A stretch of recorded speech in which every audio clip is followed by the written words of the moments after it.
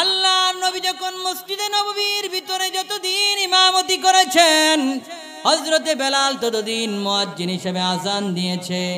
যখন আমার নবী ইন্তিকাল করলো, ইন্তিকাল করার পরে হযরতে বেলাল চোখের পানি ছেড়ে দিয়া কান্দে আর বলে, ও মদিনার সাহাবীরা রে, ও আবু বকর, ও ওমর, ও ওসমান, আমি আর মদিনার ভিতরে থাকবো না। যেই মদিনার ভিতরে আমার নবীজি নাই, যেই মসজিদে নববীর ভিতরে আমার নবী আমি আজান দিলে ইমামতি করবে না, আমি আজানের পরে যেই মসজিদের ভিতরে নবীরে না দেখব, ওই মসজিদের ভিতরে আমি আর কোনোদিন আজান দিব না। হযরতে আবু বকরকে বেলাল চোখের পানি ছেড়ে দিয়া কান্দে আর বলে, ও আবু বকর, আমি আর মদিনার ভিতরে থাকবো না। তোমরা মদিনার ভিতরে আমার নবীরে না দেখে সহ্য করতে পারো, কিন্তু আমি আমার নবীরে না দেখলে আজান দিলে সহ্য করতে পারবো না। যখন আজান দিব, আজানের পরে যখন আমার নবী উপস্থিত না থাকবে, তখন আমি নিজেকে মানাইতে পারবো না, নিজেরে কন্ট্রোল করতে পারবো না। ও আমার ভাই আবু বকর, ও ভাই ওমর, আমার বিদায় দিয়ে দাও, আমি আর মদিনায় থাকবো না। হযরতে বেলাল মদিনা থেকে রওনা দিয়া চলে গেল। যাওয়ার পরে দীর্ঘদিন পরে আমার নবী বেলাল একদিন রাতের বেলা, গভীর রাত্রে বেলা বেলালকে স্বপ্নের ভিতরে গিয়ে আমার নবী ডাক দিয়ে বলে, কিরে বেলাল, কেমন পাষাণ হয়ে গেলা? ও বেলাল, তোমার কি মনে চাই না আমি রাসূলের জিয়ারতের জন্য আসতে? ও বেলাল, তোমার কি মনে চাই না আমি রাসূলের রওজা জিয়ারত করতে? ও বেলাল, তুমি কি আমি রাসূলের সাথে দিদার করতে চাও না? যখন বেলালকে আমার নবী ঘুমের ঘরে গিয়া দিদার দিল, ওই বেলাল সঙ্গে সঙ্গে ঘুম থেকে লাফ মেরে উঠে গেল। আমি আপনাদের কাছে জানতে চাই, ঘুমের ঘরে আমার নবী দিদার দিতে পারে কি পারে না? জোরে বলুন, পারে কি পারে না? আমার আল্লাহ রাব্বুল আলামিন বলেন, কুল ইন কুনতুম তুহিব্বুনাল্লাহা ফাত্তাবিউনি ইউহিব্বুকুমুল্লাহ।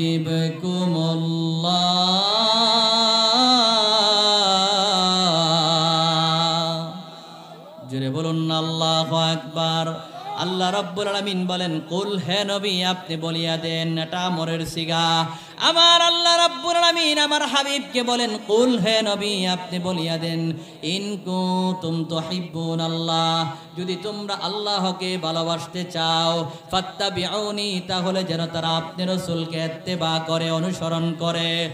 ইত্তেবা দুই ধরনের হয়, একটা হচ্ছে এমনিতেই মানুষকে অনুসরণ করা, আর আরেকটা হচ্ছে মহাব্বতের মাধ্যমে কাউকে অনুসরণ করা। আমার আল্লাহ বলেন, ফাত্তাবিউনি, আপনি রাসূলকে যেন মহাব্বতের সাথে, ভালোবাসার সাথে ইত্তেবা করে। জোরে বলুন সুবহানাল্লাহ। এখন আপনারা বলবেন, হুজুর ইত্তেবা করলে, রাসূলকে অনুসরণ করলে লাভ কি হবে, ভালোবাসলে কি লাভ? আল্লাহ রাব্বুল আলামিন বলেন, ফাত্তাবিউনি ইউহিব্বুকুমুল্লাহ। জোরে বলুন আল্লাহু আকবার। আল্লাহ বলেন, যদি আপনি রাসূলকে ইত্তেবা করে, আমি আল্লাহ তাদেরকে ভালোবাসবো। ওয়া ইয়াগফির লাকুম যুনুবাকুম ওয়াল্লাহু গফুরুর রহিম। আল্লাহ রাব্বুল আলামিন বলেন, হাবিব আমার, শুধু আমি আল্লাহ ভালোবাসবো তা নয়, যদি আপনাকে ইত্তেবা করে, মহাব্বত করে ভালোবাসে, তাহলে আমি আল্লাহ তাদেরকে ভালোবাসবো এবং তাদের জিন্দেগীর সমস্ত গুনাহগুলো আমি আল্লাহ মাফ করে দিব। আমার আল্লাহ বলেন, নিশ্চয় আমি আল্লাহ পরম দয়ালু এবং ক্ষমাশীল। জোরে জোরে বলুন না সুবহানাল্লাহ। তাহলে ওই নবীকে অনুসরণ করার দরকার আছে না নাই? আরো জোরে বলুন না, আছে না নাই? আল্লাহ রাব্বুল আলামিন পবিত্র কুরআনুল কারীমের 33 নম্বর সূরা, সূরাতুল আহজাবের 21 নম্বর আয়াতে কারিমার মধ্যে আরো চমৎকার করে বলেন, লাকাদ কানা লাকুম ফি রাসূলিল্লাহি উসওয়াতুন হাসানাহ। সকলে চিৎকার মেরে বলুন আল্লাহু আকবার। আল্লাহ রাব্বুল আলামিন বলেন, আমার রাসূলের ভিতরে এই রসুলের জীবনীটাকে আর রসুলের জীবনীটাকে তোমাদের জন্য আমি আল্লাহ উত্তম রোল মডেল বানায়া দিলাম, উত্তম আদর্শ বানায়া দিলাম। এই দুনিয়ার ভিতরে আমার নবীর চরিত্রর চাইতে উত্তম দামি চরিত্র আর কারো হতে পারে না। জুড়ে বলুন ঠিক না বেটি? এটাও আমার কথা নয়, আমার আল্লাহ বলেন وَإِنَّكَ لَعَلَى خُلُقٍ عَظِيمٍ।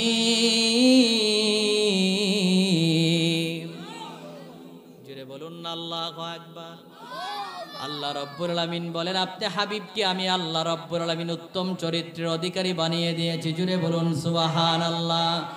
এই জন্য আমার আল্লাহ রাব্বুল আলামিন নিজেই হাবিবুল্লাহর মান সম্মান ইজ্জতকে আমার আল্লাহ বুলন্দ করে দিয়েছে, বাড়িয়ে দিয়েছে। জুড়ে বলুন ঠিক না বেটি?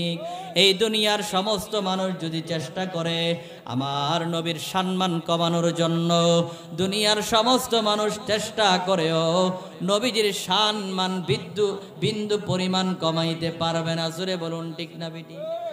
বলে কেন কমাইতে পারবে না? আমার আল্লাহ রাব্বুল আলামিন নিজে রাসূলুল্লাহর সম্মান বাড়িয়ে দিয়েছে। আমার আল্লাহ বলেন ওয়ারফা'না লাকা যিকরাক। আল্লাহ বলেন আমি আল্লাহ আপনার সম্মান মর্যাদাকে বুলন্দ করে দিলাম, উঁচু করে দিলাম। জোরে জোরে বলুন সুবহানাল্লাহ। এখন অনেকে বলবেন হুজুর আমার আল্লাহ রাব্বুল আলামিন হাবিবুল্লাহকে তার সম্মান মর্যাদা কেমন করে উঁচু করে দিয়েছে? আমার আল্লাহ রাব্বুল আলামিন বলেন ও হাবিব আমার, আপনাকে তো আমি আল্লাহ বন্ধু বলেছি, হাবিব বলেছি। যেহেতু আমি আল্লাহ আপনারে বন্ধু বানাইলাম, এই জন্য আমি আল্লাহ রাব্বুল আলামিন আপনার সম্মান মর্যাদাকে এত বুলন্দ করে দিয়েছি, উঁচু করে দিয়েছি। আপনার মর্যাদাকে আমি আল্লাহ এমনভাবে বাড়িয়ে দিয়েছি। আমার আল্লাহ বলেন আমি আল্লাহ রাব্বুল আলামিন কালিমার ভিতরে বলেছি লা ইলাহা ইল্লাল্লাহ। কালিমার ভিতরে আমরা বলি কিনা লা ইলাহা ইল্লাল্লাহ? অর্থ হচ্ছে আল্লাহ ছাড়া আর কোনো উপাস্য নাই, প্রকৃত কোনো মাবুদ নাই। জোরে বলুন ঠিক না বেটি? আল্লাহ বলেন আমি আল্লাহ রাব্বুল আলামিন এই কালিমার ভিতরে তাওহীদের বাণী হিসাবে আমি আল্লাহ রাব্বুল আলামিন বলেছি লা ইলাহা ইল্লাল্লাহ। আর আপনার রিসালাতের স্লোগান আমি আল্লাহ লাগায়া দিলাম মুহাম্মাদুর রাসূলুল্লাহ। দেখবেন যারা আলেম ওলামা আছেন দেখবেন লা ইলাহা ইল্লাল্লাহ লিখতে 12টা হরফ লাগে। কয়টা? জোরে বলুন না কয়টা? লা ইলাহা ইল্লাল্লাহ লিখতে 12টা হরফ লাগে। মুহাম্মাদুর রাসূলুল্লাহ লিখতে 12টা হরফ। জোরে বলুন না আল্লাহু আকবার। আল্লাহ বলেন হাবিব আমার আমি আল্লাহ রাব্বুল আলামিনের এই লা ইলাহা ইল্লাল্লাহ তাওহীদের বাণী লিখতে 12টা হরফ লাগে। আমি আল্লাহ রিসালাতের স্লোগানের ভিতরে কম বেশ করি নাই। আপনি মুহাম্মাদুর রাসূলুল্লাহ লিখতেও আমি আল্লাহ 12টা হরফ লাগায়া দিলাম, কম বেশ করি নাই। চিৎকার মেরে বলুন না আল্লাহু আকবার। দেখবেন দুনিয়ার ভিতরে যদি কেউ কাউকে ভালোবাসে, তারে মহাব্বত করে, তার মতন পোশাক পরে। জোরে বলুন ঠিক না বেটি? সে যা পছন্দ করে তার পছন্দের পোশাকগুলা পরতে চাই। দেখবেন দুনিয়ার ভিতরে এই নকল ভালোবাসার ভিতরে পরে একজন আরেকজনকে ভালোবাসলে সে যেইভাবে চলে তার স্টাইলটাকে ফলো করে। দেখবেন যারা খেলোয়াড় তারা মেসিরে ফলো করে, নেইমারকে ফলো করে। জোরে বলুন ঠিক না বেঠিক? আবার দেখবেন দুনিয়ার ভিতরে যারা নায়ক নায়িকা আছে, যারা নায়ক নায়িকাকে ফলো করে, দেখবেন তারা যেই পোশাকটা পরে ওই ব্যক্তিটাও তাদের অনুরূপ করে পোশাক পরতে চাই। জোরে বলুন ঠিক না বেঠিক? কিন্তু আমার আল্লাহ তো আমার নবীকে হাবিব বলেছে, বন্ধু বানিয়েছে। এই জন্য আমার আল্লাহ বলেন লা ইলাহা ইল্লাল্লাহ লিখতে 12টা হরফ লাগে। এই তাওহীদের বাণীর ভিতরে 12টা হরফ। আপনি রাসূলের রিসালাতের বাণীর ভিতরেও আমি আল্লাহ কম বেশ করি নাই। মুহাম্মাদুর রাসূলুল্লাহ লিখতেও আমি আল্লাহ 12টা হরফ ব্যবহার করেছি। চিৎকার মেরে বলুন না সুবহানাল্লাহ। শুধু তা নয়, এটা হচ্ছে হাকিকতের ওয়াজ, সবাই বুঝবেন না। শুধু তা নয়, আমার আল্লাহ বলেন হাবিব আমার আমি আল্লাহ আপনারে এত ভালোবাসি। লা ইলাহা ইল্লাল্লাহ লিখতে আমি আল্লাহ আরবি হরফ 29টার ভিতরে অনেকগুলার ভিতরে নক্তা আছে, আবার অনেকগুলার ভিতরে নক্তা নাই। জোরে বলুন ঠিক না বেঠিক? আমার আল্লাহ বলেন লা ইলাহা ইল্লাল্লাহ লিখতে একটা নক্তা ওলা হরফ আমি লাগাই নাই, ব্যবহার করি নাই। ও হাবিব আমার, আমি আল্লাহ রাব্বুল আলামিনের এই তাওহীদের স্লোগান 12টা হরফের ভিতরে একটাও নক্তা নাই। আমি আল্লাহ রাব্বুল আলামিন আপনার রিসালাতের স্লোগানের ভিতরে মুহাম্মাদুর রাসূলুল্লাহ লিখতেও একটা নক্তা লাগাই নাই। জোরে জোরে বলুন না সুবহানাল্লাহ। শুধু কি তাই? দেখেন আমার আল্লাহ হাবিবুল্লাহকে মুহাম্মাদুর রাসূলুল্লাহকে কত ভালোবাসেন। আমার আল্লাহ বলেন মুহাম্মদ লিখতে দেখবেন 5টা শব্দ লাগে, 5টা হরফ লাগে। কয়টা? মিম, হা, মিম, মিম, দাল। কারণ মিমের ভিতরে তাসদিদ আছে না নাই? জোরে বলুন না, আছে না নাই? এই জন্য মুহাম্মদ লিখতে দেখবেন 5টা হরফ লাগে। কয়টা? আল্লাহ বলেন হাবিব আমার, আমি আল্লাহ রাব্বুল আলামিনের জাতি নাম হচ্ছে আল্লাহ। সকলে বলুন না আল্লাহ, আরো জোরে বলুন আল্লাহ। আমার আল্লাহ রাব্বুল আলামিন বলেন আমার জাতি নাম হচ্ছে আল্লাহ। এই আল্লাহ শব্দটা লিখতে 5টা হরফ লাগে। আমার আল্লাহ বলেন হাবিব আমার, আমি আল্লাহ রাব্বুল আলামিনের জাতি নাম, এই আল্লাহ নামটা লিখতে 5টা হরফ লাগে। আমি আল্লাহ আপনার নামটার ভিতরেও কম বেশ করি নাই। আপনার মহাব্বতে আমি আল্লাহ মুহাম্মদ বানায়া দিলাম। আপনার নামটা যদি আমি আল্লাহ যে দিলাম, ওই নামের ভিতরেও আমি আল্লাহ 5টা হরফ ব্যবহার করেছি। জোরে জোরে বলুন না সুবহানাল্লাহ। আল্লাহ লেখলে লামের ভিতরে, মাঝখানের লামের ভিতরে তাসদিদ আছে না নাই? আরো জোরে বলুন না, আছে না নাই? দেখবেন মুহাম্মদ লেখলেও মিমের ভিতরে তাসদিদ আছে না নাই? দেখেন কত মিল। জোরে বলুন না আল্লাহু আকবার। এটা হচ্ছে আমার আল্লাহ রাব্বুল আলামিন হাবিবকে তো ভালোবাসে। আমার আল্লাহ বলেন হাবিব আমার, আমি আল্লাহ আপনার এত ভালোবাসি জানেননি। এই জন্য আমি আল্লাহ রাব্বুল আলামিনের জাতি নাম হচ্ছে আল্লাহ। এই আল্লাহ লিখতে 5টা হরফ লাগে, মুহাম্মদ লিখতেও 5টা হরফ লাগে। আমার আল্লাহ বলেন আমি আল্লাহ রাব্বুল আলামিনের জাতি নামের আল্লাহর লামের ভিতরে তাসদিদ আছে। আপনি মুহাম্মাদুর রাসূলুল্লাহর এই মুহাম্মদ লিখতেও মিমের ভিতরে আমি আল্লাহ তাসদিদ লাগায়া দিলাম। এটা হচ্ছে বন্ধুর প্রতি বন্ধুর ভালোবাসা। চিৎকার মেরে বলুন না আল্লাহু আকবার। আর জোরে বলুন না ইয়া রাসূলুল্লাহ। আমার আল্লাহ রাব্বুল আলামিন বলেন হাবিব আমার, আমি আল্লাহ রাব্বুল আলামিন আপনাকে কত ভালোবাসি জানেননি। এই জন্য কালিমার ভিতরে লা ইলাহা ইল্লাল্লাহ একটা অংশ আমি আল্লাহর, আর আরেকটা অংশ রিসালাতের আমি আল্লাহ লাগায়া দিলাম মুহাম্মাদুর রাসূলুল্লাহ। শুধু তা নয়, আমার আল্লাহ বলেন আযানের ভিতরে আশহাদু আল্লা ইলাহা ইল্লাল্লাহ, আমি আল্লাহর শাহাদাতের স্লোগান মানুষ দিবে, আমি আল্লাহর তাওহীদের স্লোগান দিবে। এই তাওহীদের স্লোগান মানুষ দিবে, আর আপনি মুহাম্মদুর রাসূলুল্লাহর রিসালাতের স্লোগান দিবে, এটা দিবে না, এটা তো হতে পারে না। এই জন্য আযানের ভিতরে আমি আল্লাহ রব্বুল আলামিন আপনার নাম মুবারক লাগায়া দিলাম। জোরে জোরে বলুন সুবহানাল্লাহ। আযানের ভিতরে আমার নবীর নাম আছে না নাই? আর জোরে বলুন না, আছে না নাই? শুধু কি তা নয়, আল্লাহ রাব্বুল আলামিন বলেন হাবিব আমার, নামাজ হচ্ছে আমি আল্লাহর জন্য। এই নামাজটা একমাত্র আমি আল্লাহর জন্য পড়বে মানুষ। কিন্তু ওই নামাজের ভিতরে আপনার নাম মোবারক থাকবে না, আপনার কথা থাকবে না, এটা তো হতে পারে না। দুনিয়ার ভিতরে এমন কিছু মানুষ আছে, অনেক মানুষ আপনার উপরে দুরূদ পড়তে চাইবে না, আপনাকে সালাম দিতে চাইবে না। এই জন্য আমি আল্লাহ রব্বুল আলামিন, যদিও নামাজটা আমি আল্লাহ রব্বুল আলামিনের জন্য, ওই নামাজের ভিতরে আপনি রসুলের উপরে দুরূদ শরীফ পড়া আমি আল্লাহ সুন্নতে মুআক্কাদা বানায়া দিলাম। শুধু তা নয়, তাশাহুদের ভিতরে আপনি রসুলকে সালাম দেওয়া আমি আল্লাহ ওয়াজিব বানায়া দিলাম। জোরে জোরে বলুন আল্লাহু আকবার। তাশাহুদের ভিতরে নবীর সালাম দেওয়া লাগে কিনা? আরো জোরে বলুন না, লাগে কিনা? অনেক মানুষ আছে দেখবেন এমনি রসুলকে সালাম দিতে চাই না। আল্লাহ বলেন এরকম কিছু লোক থাকবে, দুশমনের রসুল থাকবে, তারা দুনিয়ার ভিতরে এমনিতে রসুলের উপর দুরূদ যদিও ঠেকে পড়ে, কিন্তু সালামটা দিতে চাই না। এই জন্য আমার আল্লাহ বলেন, আমি আল্লাহ ওই নামাজের ভিতরে আমার রসুলের উপরে সালাম দেওয়া আমি আল্লাহ ওয়াজিব করে দিলাম। জুড়ে বলুন সুবহানাল্লাহ, আরো জুড়ে বলুন না সুবহানাল্লাহ। বললেন সব বলিব কিন্তু তোমায় বলতে পারি, সব বলিব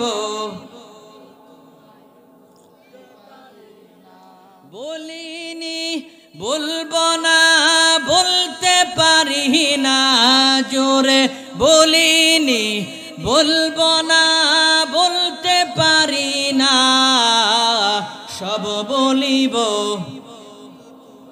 বলতে পারি না, সব বলিব।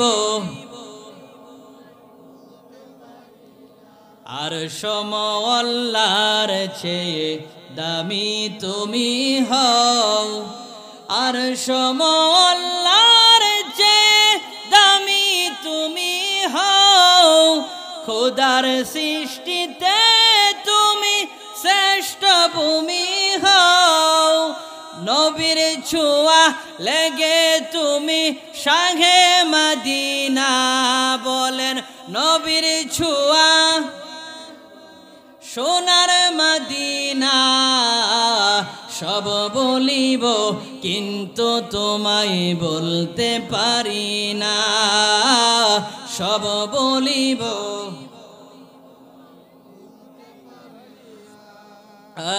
সোনার মদিনা আমার প্রাণের মদিনা, সব বলিব। ইয়াসরিফ নামে তুমি ছিলে অলৌক নির্দেশ, ইয়াসরিফ নামে তুমি ছিলে অলৌক নির্দেশ, বড়ই মারাত্মক যে ছিল তোমার পরিবেশ, নবীর ছোঁয়া লেগে তুমি শাহে মদিনা, জোরে নবীর ছোঁয়া সোনার মদিনা, সব বলিব বলতে পারি না, সব বলিব বলিনি, বলবো না বলতে পারি না, জোরে বলিনি,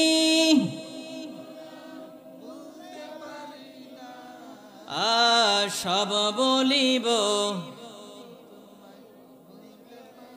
না, সব বলিব কিন্তু তোমায় বলতে পারি। সকলে বলুন না ইয়া রাসূলুল্লাহ, ওই নবীর মহাব্বত দরকার আছে না নাই? আর জোরে বলুন না আছে না নাই? এই নবীকে আনুগত্য করার কথা যিনি বলেছেন তিনি কে? আর জোরে বলুন তিনি কে? অনেকে আছে শুধুমাত্র আল্লাহকে মানতে চাই কিন্তু নবীর কথা বলতে রাজি না, এরকম লোক আছে না নাই? আর জোরে বলুন না আছে না নাই? কিন্তু আমার নবীকে মানার কথা স্বয়ং আমার আল্লাহ বলেছেন, জোরে বলুন ঠিক না বেঠিক? আমার আল্লাহ রাব্বুল আলামিন পবিত্র কুরআনুল কারীমের সূরাতুন নিসার ৮০ নম্বর আয়াতে কারিমার মধ্যে বলেন, মাইয়ুতি'আইর রাসূল ফাকাদ আতাআল্লাহ।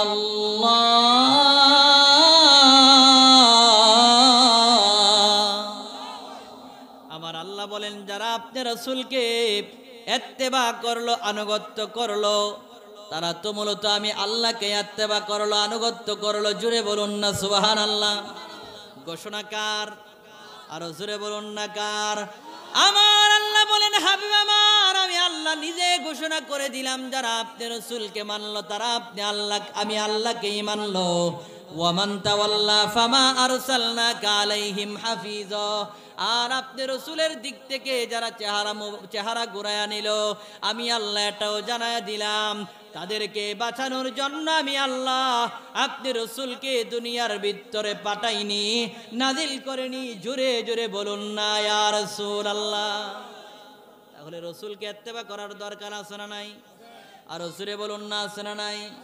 কিন্তু অনেক মানুষ আছে নবীকে মানতে চাই না, বলে আল্লাহ মানলেই চলবে, রসুলকে ইত্তেবা করার দরকার নাই। হাদিসের ভিতরে আল্লাহর নবী সহিহ বুখারী শরীফের 15 নম্বর হাদিসের ভিতরে হযরতে আনাস থেকে বর্ণিত, আল্লাহর নবী বলেন, লা ইউমিনু আহাদুকুম হাত্তা আকুনা হাব্বা ইলাইহি মিন ওয়ালিদিহি ওয়া ওয়ালাদিহি ওয়ান নাসি আজমাইন। জোরে বলুন না আল্লাহু আকবার। আল্লাহ রাব্বুল আলামিন বলেন, হাবিব আমার আপনি জানায়া দেন। আল্লাহর নবী বলেন, লা ইউমিনু আহাদুকুম, তোমরা ততক্ষণ পর্যন্ত পূর্ণ মুমিন হতে পারবা না, পূর্ণ ঈমানদার হতে পারবা না, হাত্তা আকুনা আহাব্বা ইলাইহি মিন ওয়ালিদিহি ওয়া ওয়ালাদিহি ওয়ান নাসি আজমাইন, যতক্ষণ পর্যন্ত তোমরা তোমাদের ছেলে মেয়ে স্ত্রী পুত্র ধন সম্পদ শুধু তা নয়, যতক্ষণ পর্যন্ত তোমাদের নিজের জানের চাইতে বেশি আমি রসুলকে মহাব্বত না করবা, ভালোবাসার পাত্র না বানাইবা, ততক্ষণ পর্যন্ত পূর্ণ মুমিন হতে পারবা না। জুড়ে জুড়ে বলুন না সুবহানাল্লাহ। শুধু তা নয়, আল্লাহর নবীকে কত ভালোবাসতে হবে। আর অনেকে বলে নবীকে মহাব্বত করলে কোনো লাভ নাই, এই কথাটাও ভুল কথা। কেননা সহিহ বুখারী শরীফের 6171 নম্বর হাদিসের ভিতরে হযরত আনাস থেকে বর্ণিত, আল্লাহর নবীকে এক সাহাবী গিয়ে জিজ্ঞেস করলো, আল্লাহর নবীকে বললেন, মাতাসসাতু ইয়া রাসূলুল্লাহ, আল্লাহর নবী গো কিয়ামত কখন সংগঠিত হবে? আল্লাহর রাসূল বললেন, ক্বালা মা আদাত্তালাহা, হে সাহাবী কিয়ামতের জন্য কি এমন প্রস্তুত করেছো, অর্থাৎ কি নেক আমল করেছো? জোরে বলুন আল্লাহু আকবার। সাহাবী এবার চোখের পানি ছেড়ে দিয়া বলে, ক্বালা মা আদাত্তুলাহা মিন কাসিরি সালাতিন ওয়ালা সাওমিন ওয়ালা সাদাকাতিন ওয়ালাকিন্নী উহিব্বুল্লাহ ওয়া রাসূলাহু। চিৎকার মেরে বলুন না সুবহানাল্লাহ। এবার সাহাবী ডাক দিয়ে বলেন, ইয়া রাসূলুল্লাহ, আল্লাহর নবী গো তেমন নামাজ পড়তে পারে নাই, তেমন রোজা রাখতে পারে নাই, তেমন দান সদকাও করতে পারে নাই, তেমন নামাজ নাই, রোজা নাই, তেমন ইবাদত বন্দেগী নাই, কিন্তু আমার একটা পুঁজি আছে। আল্লাহর নবী বলেন, সাহাবী রে কি এমন পুঁজি আছে তোমার? বলে, আল্লাহর নবী গো আমি আল্লাহ এবং আল্লাহর রাসূলকে ভালোবাসি। আল্লাহর নবী জানায়া দিল, আনতামা মান আহবাবতা, ও সাহাবী শুনে রাখো, তুমি যারে ভালোবাসো তার সাথেই তোমার হাসর হবে, তার সাথেই তুমি জান্নাতে থাকবা। আল্লাহর নবী বলেন, যারে ভালোবাসো তার সাথেই তুমি একসাথে ওই জান্নাতে থাকবা। জোরে জোরে বলুন না সুবহানাল্লাহ। তাহলে রসুলকে মহাব্বত করলে জান্নাত পাওয়া যায় কি যায় না? আর জোরে বলুন, পাওয়া যায় কি যায় না? তবে রসুলকে মহাব্বত করতে হবে রসুলের সুন্নত দিয়া। জোরে বলুন ঠিক না বেটি? আল্লাহর রসুল বলেন, মান আহাব্বা সুন্নতি ফাকাদ আহাব্বানি ওয়া মান আহাব্বানি কানা মাইয়া ফিল জান্নাহ। যেই ব্যক্তি আমি রসুলকে মহাব্বত করলো, যেই ব্যক্তি আমি রসুলের সুন্নতকে মহাব্বত করলো, সে যেন আমি রসুলকে মহাব্বত করলো। আল্লাহর নবী বলেন, আর যেই ব্যক্তি আমি রসুলকে মহাব্বত করলো, ওই ব্যক্তি আমি রসুলের সাথে জান্নাতে প্রবেশ করবে। জোরে জোরে বলুন না সুবহানাল্লাহ। সকলে একটু মহাব্বত ইসমে জাতের জিকির করে, আল্লাহ আল্লাহ আল্লাহ আল্লাহ।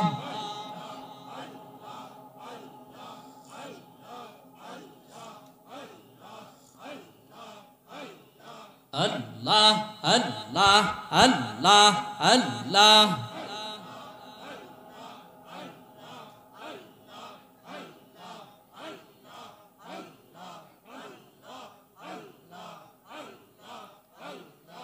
আল্লাহ আল্লাহ আল্লাহ আল্লাহ।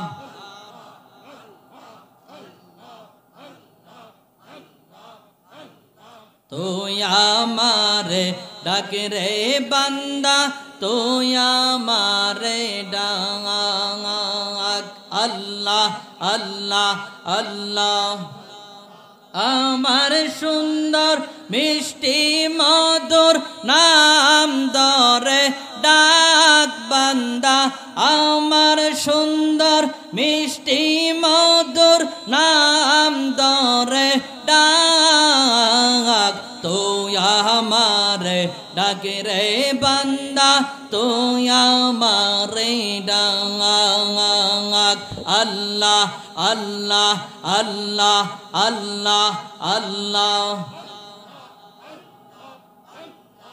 আমার সুন্দর মিষ্টি মধুর নাম ধরে ডাক বান্দা আমার সুন্দর মিষ্টি মধুর নাম ধরে ডাক তুই আমারে ডাকে রে বান্দা তুই আমারে ডাক আল্লাহ আল্লাহ আল্লাহ আল্লাহ একটাই কাছেন ইউনুস নবী মাছের পেটে ছিলেন তিনি আল্লাহ আল্লাহ ডাকার মতো ডাকিলে রে বান্দা গুনাহ পাবি মা বলেন ডাকার মতো ডাকিলে রে বান্দা গুনাহ পাবি মা তুই আমারে ডাকে রে বান্দা তুই আমারে ডাক আল্লাহ আল্লাহ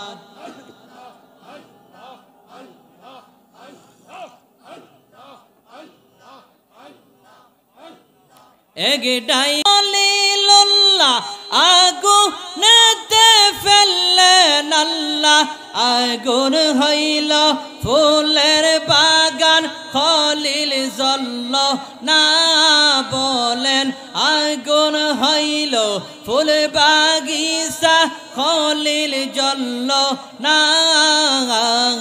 তুই আমারে ডাকে রে বান্দা তুই আমারে ডাক আল্লাহ আল্লাহ আল্লাহ আল্লাহ আল্লাহ আল্লাহ মুর্শিদ মাওলা কেবলা কাবা কই রইলা রে আমার মুর্শিদ মাওলা কেবলা কাবা কই রইলা রে ভক্তের পাগল বানাইয়া কই রইলা রে আল্লাহ আল্লাহ ভক্তের পাগল বানাইয়া কই রইলা রে আল্লাহ আল্লাহ আল্লাহ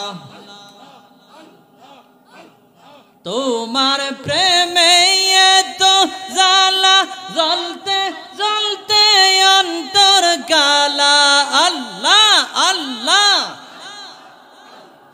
দেখা দিয়া প্রাণের মুর্শিদ নিবাও জ্বালা রে আমায় দেখা দিয়া হাসান শাহ নিবাও জ্বালা রে বকুতের পাগল বানাইয়া কই রইলা রে বকুতের পাগল বানাইয়া কই রইলা রে আল্লাহ আল্লাহ আল্লাহ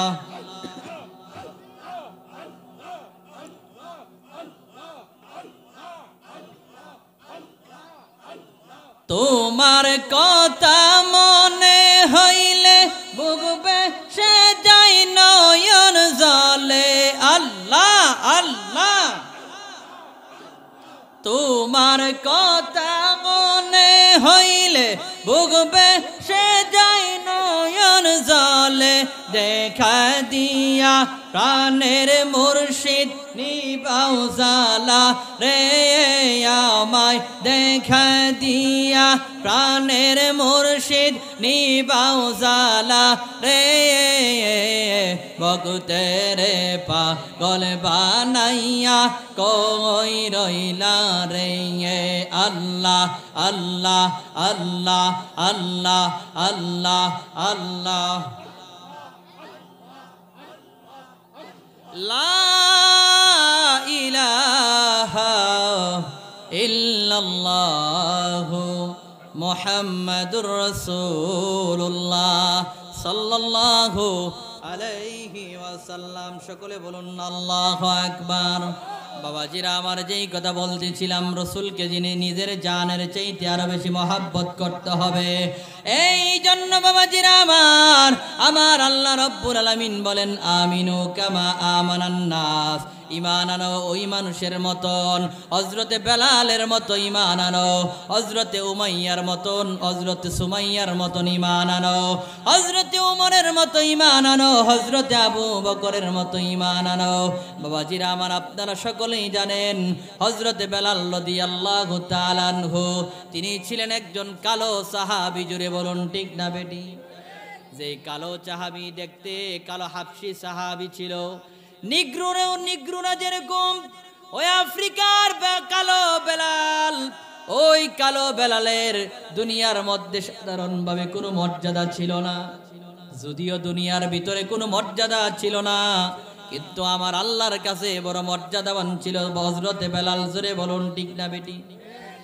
হযরতে বেলালের কত মর্যাদা জানেননি? ওই বেলাল রাদিয়াল্লাহু তাআলা আনহুকে আমার আল্লাহ কত ভালোবাসতেন জানেননি?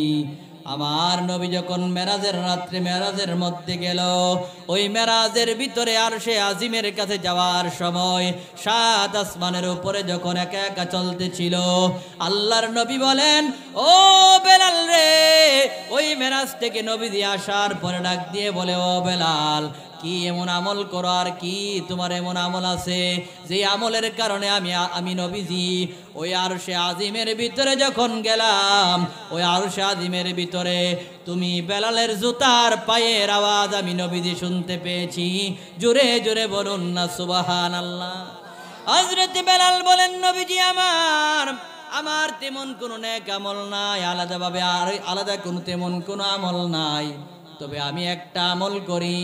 আল্লাহর নবী বলেন, বেলাল রে কি আমল করো? হযরতে বেলাল বলেন, নবীজি আমার যখনই আমি উযু করি, পবিত্রতা অর্জন করি, উযুর পরে 2 রাকাত তাহিয়াতুল উযু বলেন অথবা দুখলুল মসজিদ বলেন, 2 রাকাত নামাজ আদায় করি।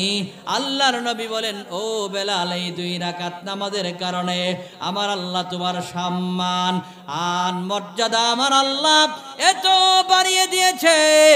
ওই আরশে আজিমের ভিতরে আমি নবীজি, তুমি বেলালের জুতার পায়ের আওয়াজ আমি নবী শুনেছি। জুড়ে বলুন সুবহানাল্লাহ। তাহলে হযরতে বেলালের মর্যাদা আছে না নাই? আর জোরে বলুন না, আছে না নাই? হযরতে বেলাল এমন একজন কালো সাহাবী ছিল, যিনি একজন গোলাম ছিল, যার কোনো মর্যাদা সাধারণভাবে ছিল না। ওই কালো সাহাবী হযরতে বেলাল রাদিয়াল্লাহু তাআলা আনহু ছিল উমাইয়ার গোলাম। ওই বেলাল রাদিয়াল্লাহু তাআলা আনহু গোপনে গোপনে কালিমা পরে মুসলমান হয়ে গেল। মুসলমান হয়ে যাওয়ার পরে ওই হযরতে কালো সাহাবী বেলাল নিজে নিজে দিনের বেলা যখন মালিকের মনিবের কাজ করত, যেহেতু তিনি একজন গোলাম, দিনের বেলা মনিবের কাজ করার পরে রাতের বেলা শুয়া শুয়া একা একা আহাদ আহাদ জিকির করে বলে, আল্লাহ এক, আল্লাহ এক। জোরে বলুন না আল্লাহু আকবার। ওই বেলাল রাতের বেলা একা একা চোখের পানি ছেড়ে দিয়া কান্দে আর আমার আল্লাহর ডাকে বলে, আহাদ আহাদ, আল্লাহ এক বলে যখন জিকির করে, এই কথাটা উমাইয়ার কানে যখন চলে গেল, যাওয়ার পরে হযরতে বেলালের এই কথা শোনার পরে উমাইয়া ডাক দিয়ে বলে, বেলাল রে, তুই নাকি মুহাম্মদের উপরে ঈমান এনেছ, আর তুমি নাকি এক আল্লাহর উপরে ঈমান এনেছ, আমাদের 33 কোটি দেবদেবীর পূজা বাদ দিয়ে তুমি বুঝি এক আল্লাহর উপরে ঈমান এনেছ।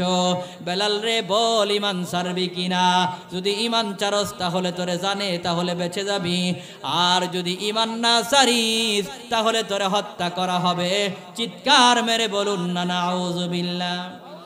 হযরতে বেলাল বলে, ও উমাইয়া, তুমি আমার এই দেহের মনিব হতে পারো, কিন্তু আমার আরেকজন মনিব আছে যিনি আমাকে সৃষ্টি করেছে। ওই মনিবের ইবাদত দিনের বেলা যদি আমি করতে পারি না, ওই মনিবকে ডাকতে পারি না। ও উমাইয়ারে, তুমি তো আমার দেহের মালিক, কিন্তু আমাকে যিনি সৃষ্টি করেছেন তিনি হচ্ছেন আল্লাহ। ওই মহান মনিবের ইবাদত আমি কখনো ছাড়তে পারি না, আর আমার নবীর কদম কখনো ছাড়তে পারবো না। এতে তুমি আমারে মারো আর কাটো, যাই ইচ্ছা করতে পারো, কিন্তু এক মুহূর্তের জন্য আমার নবীর ভালোবাসা অন্তর থেকে আমি বলতে পারবো না। জোরে জোরে বলুন আল্লাহু আকবার। এবার উমাইয়া তার উপরে নির্যাতন জুলুম বাড়ায়া দিল। বেলালকে এই কথা বলার পরে বেলাল যখন বলল কালিমা ছাড়বে না, ঈমান ছাড়বে না, এবার উমাইয়া বলল যদি ঈমান না ছাড়িস ও বেলাল, তাহলে তোর উপরে এরকম ভাবে অত্যাচার করা হবে, তোর উপরে অত্যাচারের স্টিম রোলার চালিয়ে দেওয়া হবে। এইভাবে হযরতে বেলালের উপরে এরকম অত্যাচার শুরু করে দিল। ওই উমাইয়া তার লোক দিয়া দিনের বেলা মরুভূমির ভিতরে গরম উত্তপ্ত বালুর ভিতরে হযরতে বেলালকে চিৎ করে শোয়া দিয়া, এই হাত পা গুলা বেঁধে দিয়া হযরতে বেলালের উপরে বুকের উপরে বড় একটা পাথর দিয়া দিয়া ওই মরুভূমির ভিতরে হযরতে বেলালের গলার ভিতরে রশি লাগায়া টানতো আর শেষরাইতো। জোরে জোরে বলুন আল্লাহু আকবার। এরকম ভাবে অত্যাচার করার পরেও হযরতে বেলাল বলল উমাইয়া যা ইচ্ছা করতে পারো, কিন্তু আমি আল্লাহর উপরে যে ঈমান এনেছি, আমার রাসূলকে যে ভালোবেসেছি, আমি এক মুহূর্তের জন্য আমার নবীকে বলতে পারবো না। ও উমাইয়া রে, আমার রাসূলকে বলতে পারবো না। হযরতে বেলালের চক্ষু বেয়ে বেয়ে এরকম ভাবে জর্জর করে পানি আসতেছিল। এই কষ্ট সহ্য করতে না পেরে হযরতে বেলালের চক্ষু দিয়া পানির সাথে রক্ত পর্যন্ত বের হয়ে আসতেছিল, কিন্তু উমাইয়া আর একটু মায়া লাগে নাই। ওই উমাইয়া এরকম মরুভূমির ভিতরে পাখর রোদ্রের মধ্যে হযরতে বেলালের উপরে পাথর দিয়া ওই মরুভূমির ভিতরে শোয়া রাখতো। আর মক্কা মদিনার অলিতে গলিতে হযরতে বেলালের ওই কালো হাবশি হযরতে বেলালের গলার ভিতরে রশি লাগায়া লাগায়া আর ছোট ছেলে মেয়েদেরকে বলতো হযরতে বেলালকে যেন শেষরায়া টানে। ওই মক্কার অলিতে গলিতে হযরতে বেলালকে রশি লাগায়া টানতো আর কষ্ট দিত। শুধু তা নয়, সারাদিন এরকম ভাবে কষ্ট দেওয়ার পরে ওই বেলালের শরীরের ভিতরে যখন ফুসকা পড়ে যেত, টসা পড়ে যেত, ওই টসাগুলো পড়ে যাওয়ার পরে রাতের বেলা ওই টসাগুলার ভিতরে লবণ লাগায়া দিত। আল্লাহু আকবার বলো।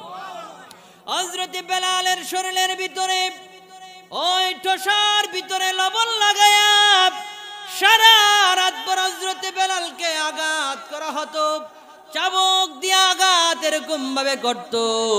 ওই সিরাতের কিতাবগুলার ভিতরে লেখা হয়েছে আবু জাহেল ওই কাফের এসে রাতের বেলা এরকম ভাবে অত্যাচার করতো হযরতে বেলালকে। সারা রাত ভর হযরতে বেলালকে মারতো আর কষ্ট দিত। দেওয়ার পরে হাতগুলো এরকম ভাবে বেঁধে দিয়া সারা রাত ভর চাবুক মারার পরে আবার সারা শরীরের ভিতরে রক্তাক্ত করে ওই রক্তগুলার ভিতরে ফিনকি দিয়ে যখন রক্ত বের হতো, ওই জায়গাগুলার ভিতরে লবণ দিয়া মরুভূমির মাঝখানে রদ্রের ভিতরে নিয়ে আবার শোয়া দিয়া ওই হযরতে বেলালের উপরে পাথর চাপায়া দিত। চিৎকার মেরে বলুন আল্লাহু আকবার। এত কষ্ট দেওয়ার পরেও হযরতে বেলাল আমার নবীকে এক মুহূর্তের জন্য বাবাজিরা আমার বলে যায় নাই। আল্লাহর নবীর সাহাবী হযরত আবু বকর যখন দেখলো হযরতে বেলালকে এইভাবে কষ্ট দেওয়া হচ্ছে, এক পর্যায়ে হযরত আবু বকর হযরতে বেলালকে দেখার পরে তার 100 দিরহাম দিয়া উমাইয়ার কাছ থেকে বেলালকে কিনে নিয়া হযরতে বেলালকে আজাদ করে দিল। জোরে জোরে বলুন না সুবহানাল্লাহ।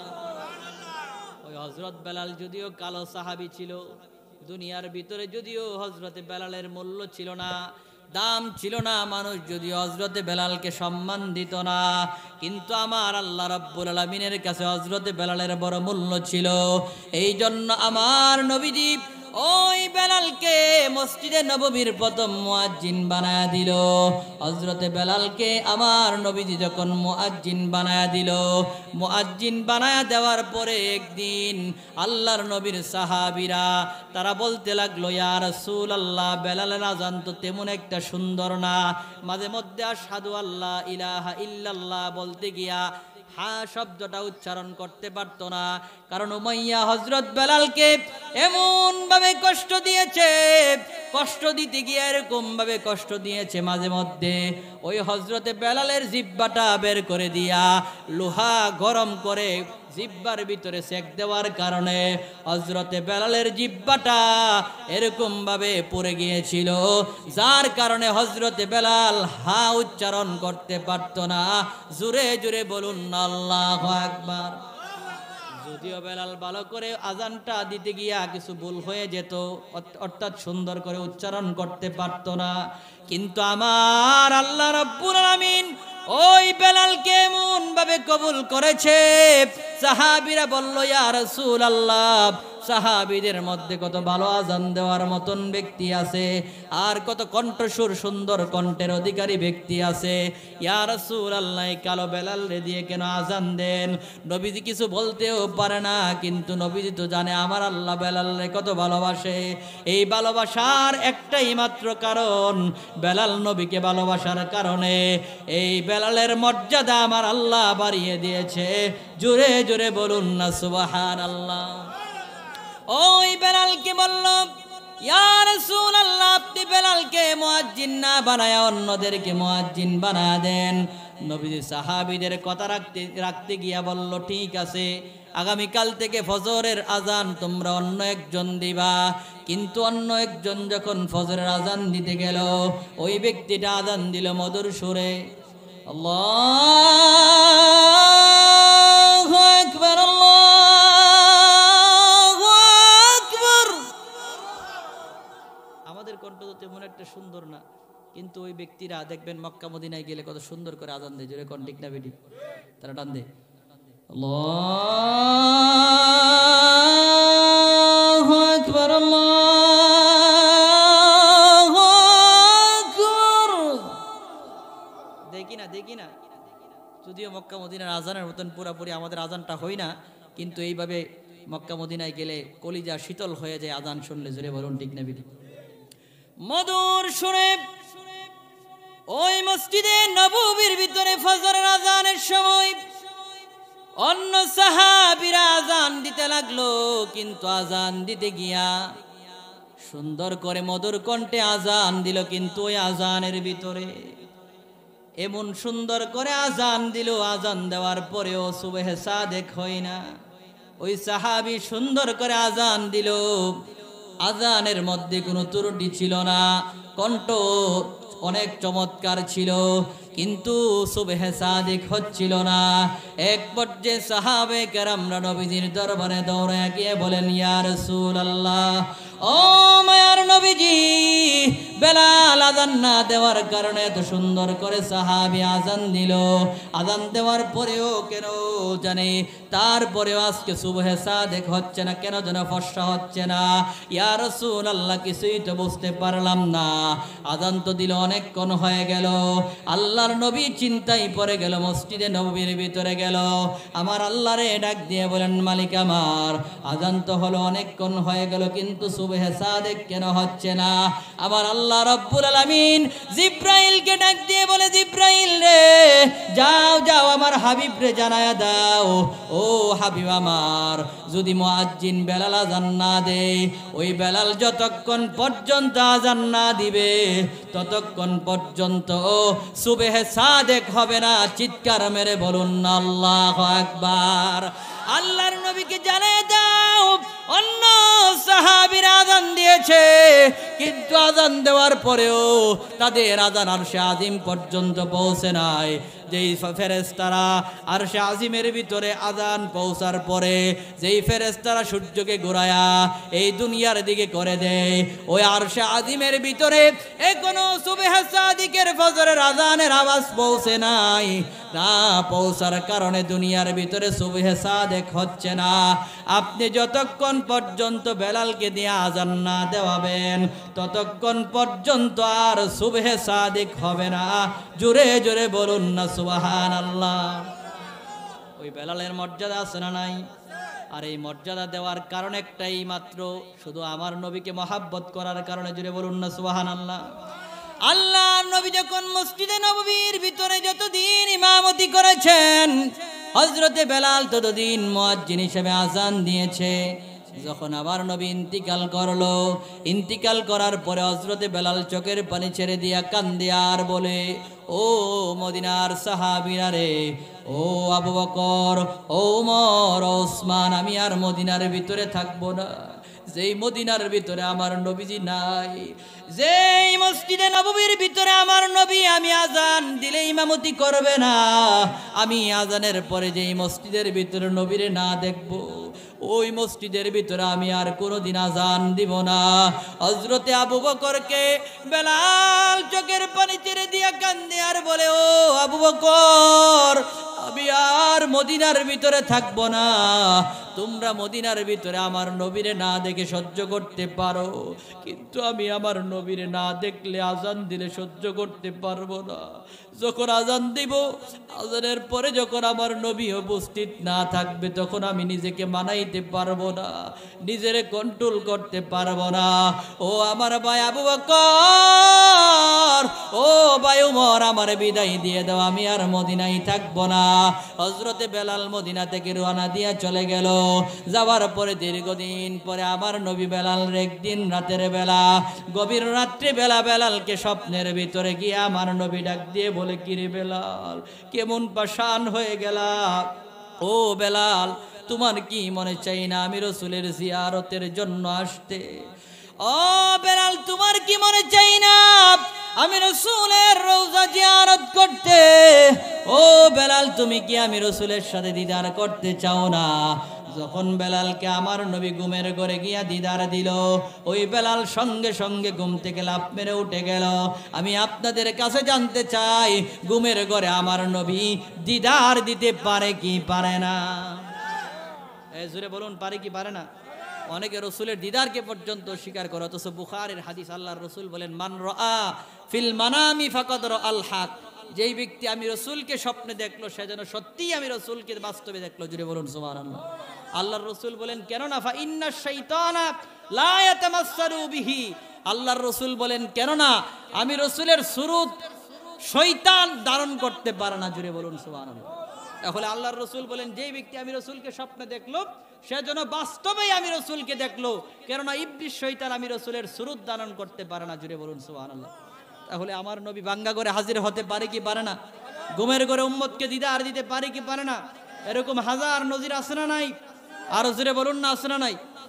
আল্লাহর নবীর সাহাবী হযরত বেলাল চোখের পানি ছেড়ে দিয়া কান্দে আর বলে, ইয়া রাসূলুল্লাহ, মায়ার নবী গো, ও মায়ার নবী, আমার তো মনে চায় মদিনায় থাকতে, কিন্তু যেই মদিনার ভিতরে আমি আজান দিলে আপনি নবীজি নামাজ পড়াবেন না, যেই মদিনায় আমি থাকবো, যেই মদিনার অলিতে গলিতে আপনার চেহারা মুবারক দেখতে পাবো না, ওই মদিনায় আমি কেমন করে থাকবো?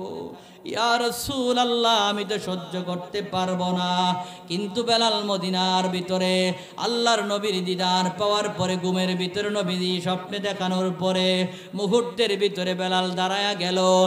আর বেলালের মন মানে না, ছটফট করতে শুরু করলো। রাতের বেলা রওনা দিয়ে দিল।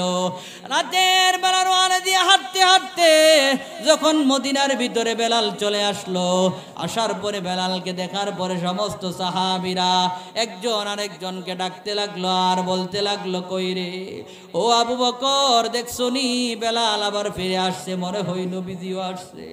বেলাল রে দেইখা সমস্ত সাহাবীরা পাগল পারা হয়ে গেছে আর কাঁদতে লাগলো। বেলাল রে জড়ায়া ধরে বলে, ও বেলাল, ও বেলাল, দীর্ঘদিন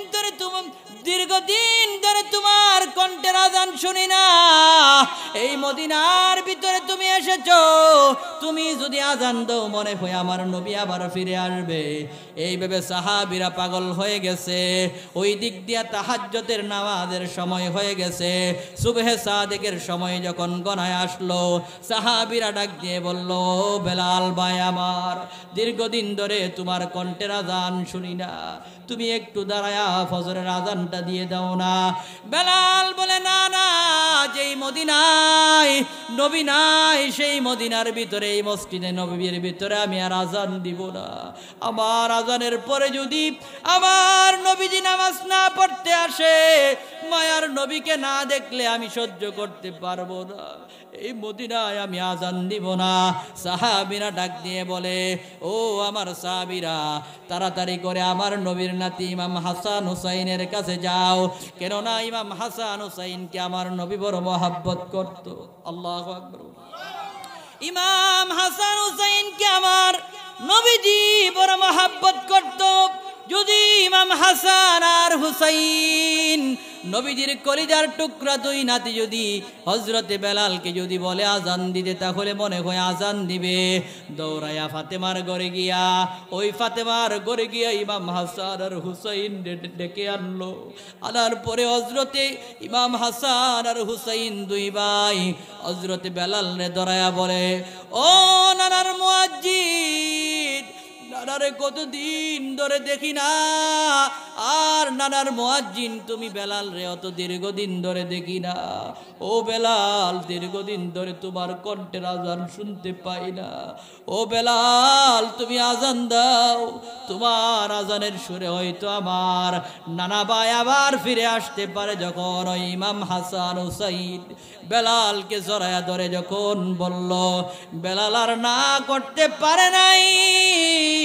হযরতে বেলাল যখন ওই মসজিদে নববীর ভিতরে ফজরের আজান দেওয়া শুরু করে দিল, আসসালাতু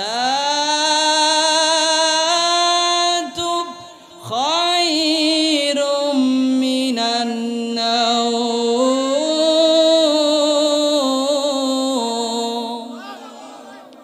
হযরতে বেলাল যখন ওই মসজিদে নববীর ভিতরে ফজরের আজান দিল, ফজরের আজান দেওয়ার সঙ্গে সঙ্গে ওই মদিনার ভিতরে একটা কান্নার রোল পড়ে গেল।